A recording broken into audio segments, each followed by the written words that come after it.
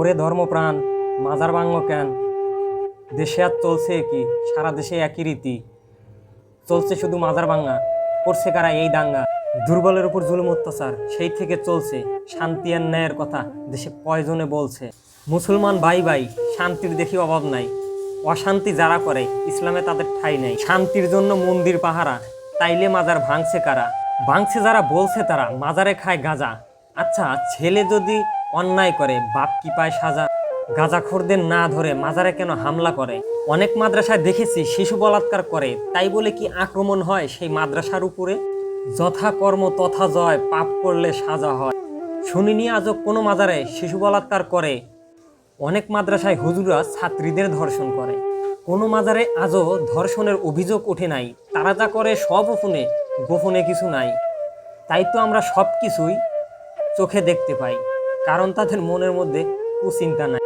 আশেপাশে কতজনে কুকর্ম করছে রাতে দিনে, তাদের কোনো নাই খোঁজ, মাজারের সব দোষ। ভাঙছে মাজার বলছে তারা, মাজারে শিরিক হয়। মসজিদে যখন নামাজে সেজদা দিতে যাও, মাথার সামনে থাকে তখন অন্যজনের পাও।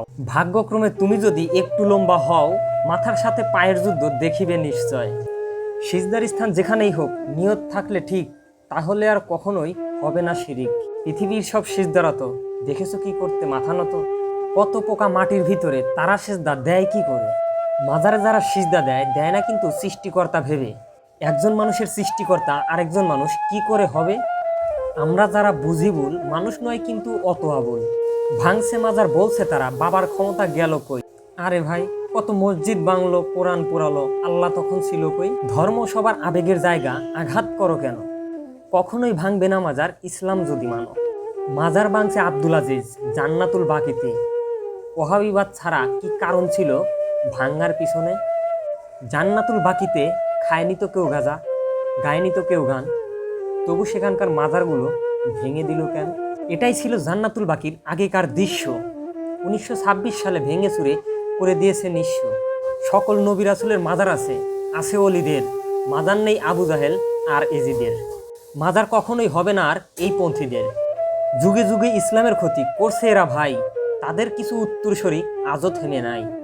আমাদের এই হাঙ্গা দাঙ্গা কবে হবে শেষ? সবাই মিলে গড়ি চলো সোনার বাংলাদেশ।